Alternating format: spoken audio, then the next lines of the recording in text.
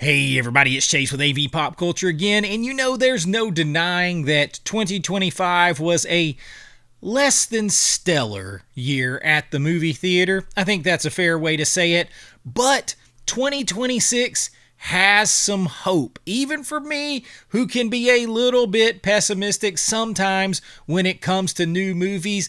But from comic book giants returning to the screen, horror sequels, nostalgic reboots, and some pretty high concept originals, there are some movies that I am getting pretty hyped for 2026, and I'm going to share them with you. So pop that tape in, I got you, let's go do this.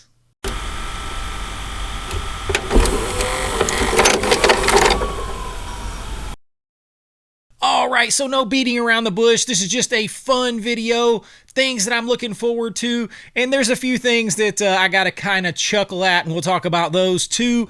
But coming in first is a classic for me, because I grew up going to the arcade, yes, I said the arcade, to play Street Fighter. Listen, I was kind of hands-off about this movie because of the old film, which I still enjoyed for the campiness of it. But when I saw the trailer and I saw them beating the hell out of the car for like the extra bonus level points, I was all in.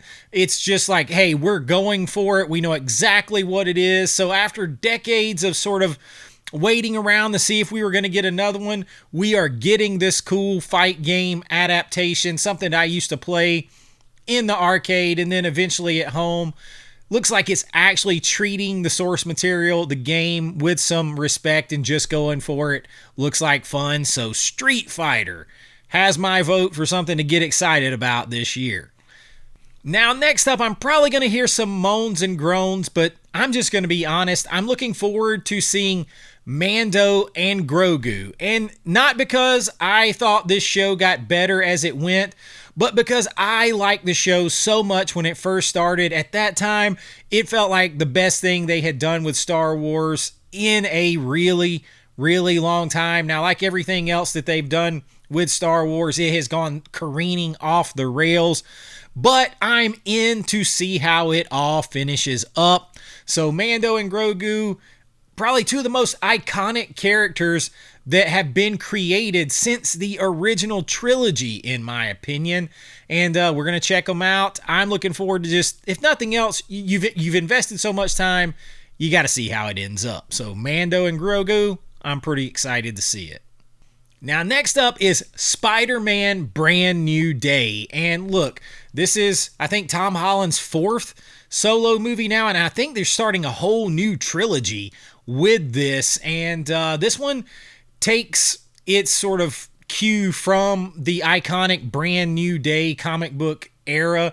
So you're going to get new villains, new dynamics. We left off with the world not remembering who Peter Parker was and that he was Spider-Man or anything else.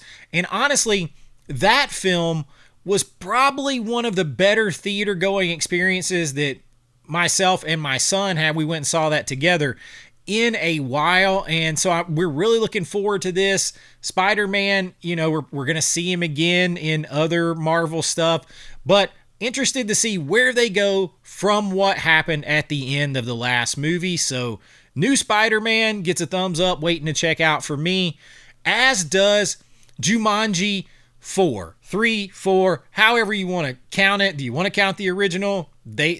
I say it's 4. I say it's Jumanji 4. It is coming out in December, and this is going to be a wild ride. This is one that also left us hanging. These aren't the greatest, not like high art. This is just fun movies. And the end of the last one left with a cliffhanger of all of the stuff from the Jumanji game pouring into our world. I'm going to be very interested to see what they do, considering the kids, the main characters, weren't kids anymore. They were aging out, but it left off with a cliffhanger with them. So I'm really excited to see how in the hell they fix that at the end there, and just see a nice closure to this finally. So the next Jumanji, whatever level it is, we're going to go check it out. Now, one that's sneaking under the radar, and it may not even get a theatrical release, which I hate, put everything in theaters. But this one is Voltron. Now, I grew up with Voltron in the 80s, the cartoon, and I'm looking forward to this live action. I really want to see this. I would love for them to do like an R-rated adult Thundercats live action. You can make Thundercats super scary, but for right now, we're going to settle for Voltron with Henry Cavill is the lead in this, and he's pushing for a theatrical, but it may get released directly to Amazon Prime. Either way, this is a full-on Voltron reboot, live action, big visuals. I love Henry Cavill as an actor, so I am looking forward to checking this out. Lots of nostalgia, and just seeing it come to life, it's a big thumbs up for me. Voltron, big screen, home theater, however I got to watch it, I will be checking out Voltron this year, so it comes in on this list. Now, the next one I am a little apprehensive about, and it's going to surprise you because I know there are a lot of massive Robert Eggers fans out there, and I'm not necessarily one of them. I like him to an extent, but at this point, I feel like every one of his movies is just Robert Eggers. Like, it's everything is the same, looks the same, feels the same, making the same statements, cinematic choices, cinematography choices, pacing choices. Everything is the same. And I am a massive Werewolf movie fan, and Werewolf is coming out on Christmas Day, just like all of his most recent movies like Nosferatu. And he's saying it's an horror action hybrid. I don't know if I believe him about that. Like action, like the closest he got to that was The Northman, which again was overly melodramatic. And this is supposed to be about a cursed warrior that is turning into a werewolf, I believe. But I don't know. Maybe, I've heard some people say, oh, it's going to be like Game of Thrones meets creature feature horror. That would be cool and have a dark fantasy spectacle to it. But I don't know. I don't have the same faith and trust. It's going to be like the same cast a lot used over again. I'm hoping, but I'm very cautious on it because I just feel like everything he does is the same now. And I know that a lot of you are going to be upset with me saying that. From a cinematic point of view, you can't argue it. It is all like the same. Pacing, shots, cinematography, lighting, it feels the same, looks the same, feels the same, looks the same. But my fingers are crossed, and I'm going to give him the benefit of the doubt and check out Werewolf. Now, next one, come on, it had to be here. Curiosity, if nothing else, will get me to the theater to see Avengers Doomsday.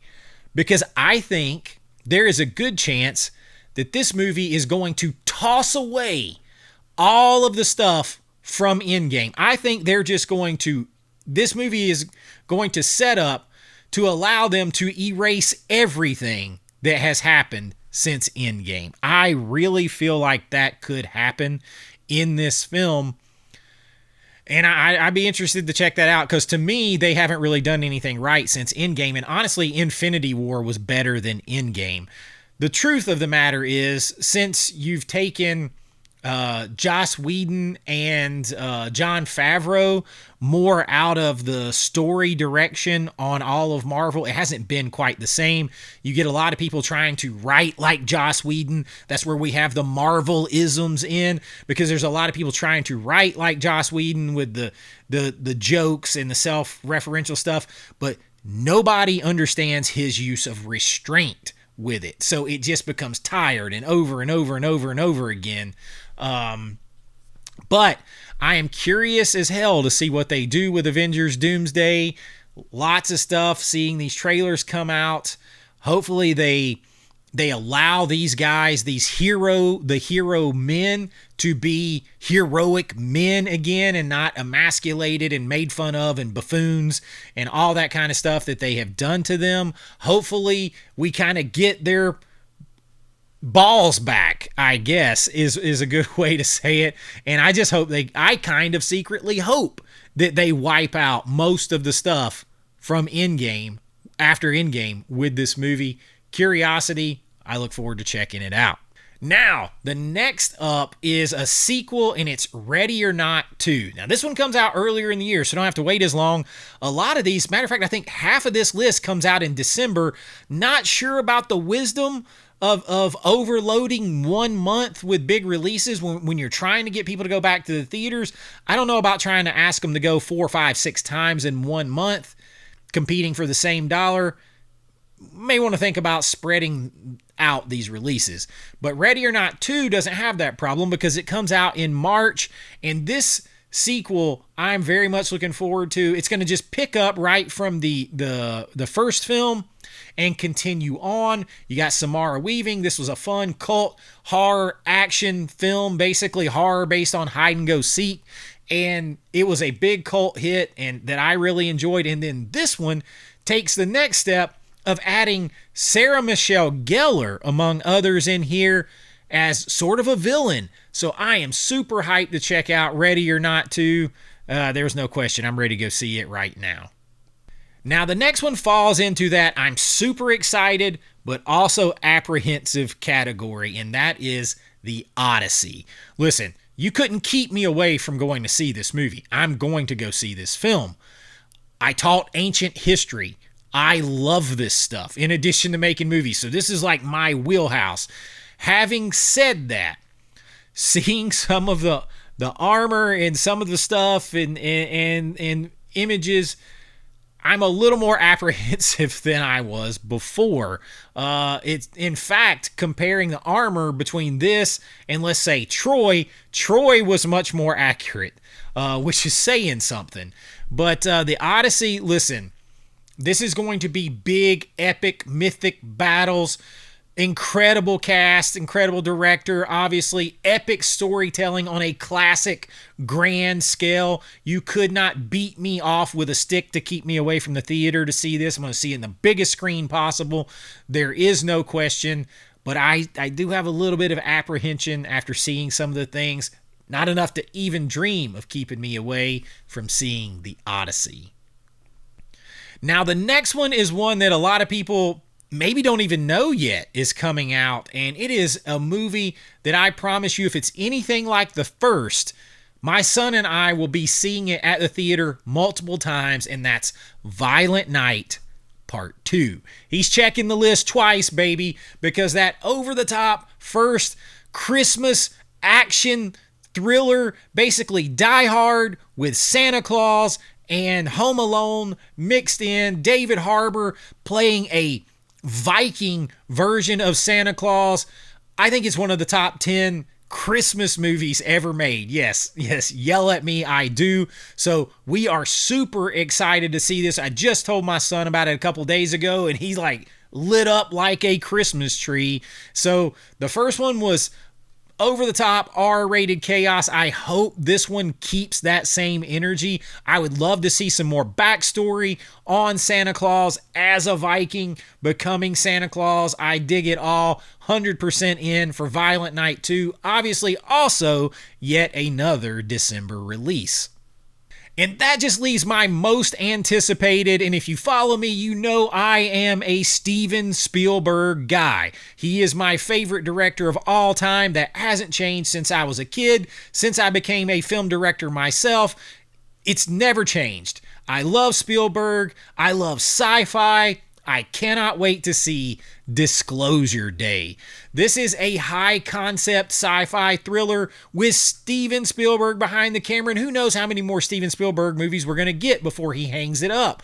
So this one is what happens when a massive global truth is finally disclosed about aliens, secret societies, conspiracy theories, hidden power structures, and when all of that goes public on Disclosure Day. It leans into like some big time mysteries, some big time questions, and it could be one of the smartest blockbusters of the year. This could be a second coming for Spielberg of something like Close Encounters of the Third Kind.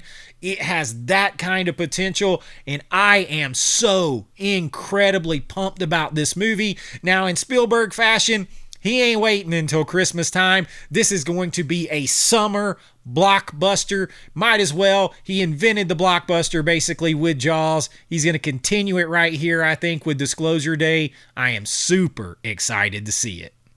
So there you go. Those are the ones that I'm the most excited about. Now, when I first heard about others like He-Man, I was a little excited. And then I saw the cast and I saw the premise, and that went downhill very, very fast. It looks like we're going to get another poor imitation of what a He-Man movie should be. That should be a serious, probably R-rated sword and sorcery epic. That's what He-Man should be, and this ain't gonna be it, Chief, so that one is off. I'm also looking forward to Mortal Kombat 2. I have a morbid curiosity about Clayface. I am not the biggest James Gunn guy anymore at all. I mean, Guardians, he peaked at Guardians, and he just keeps trying to recreate Guardians. But Clayface is going to be done with a small budget. It's going to lean into horror, so I'm a little intrigued there. So there's a couple of others that are floating around out there that I am interested in as well.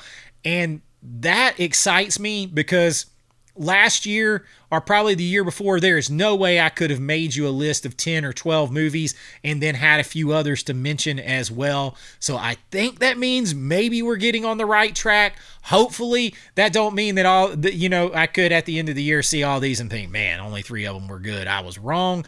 Hopefully, we're going back the other way. Get your butts to theaters and check out all these. Save the theaters. Buy physical media. Protect these movies. Enjoy them. And always let me know what you think. And that's what I got for you this time. If you enjoyed this, please like and subscribe. It helps out the channel. I don't do a ton of new movie stuff here. I do movie lists and rankings and recommendations and deep dive into filmmaking and movies and cinematography and nostalgia, seasonal stuff. I do all that kind of stuff, but I'm a working filmmaker, so I like to catch new movies too. I promise you, yes, I'm more of an 80s, 90s, 70s movie guy, cult film guy, but I love it all, and it is all pop culture. And if that's something you're into, please hang around. If you'd like to support what we're doing here a little more, you can join my Patreon below, get behind the scenes looks at my filmmaking. You get your name and lights on every single video, special members only videos, and so much more. And everything helps this channel, and I really do appreciate it. But until next time, be kind, rewind like always. This is Chase with AV Pop Culture, and I'll see you real soon. Bye-bye. I know.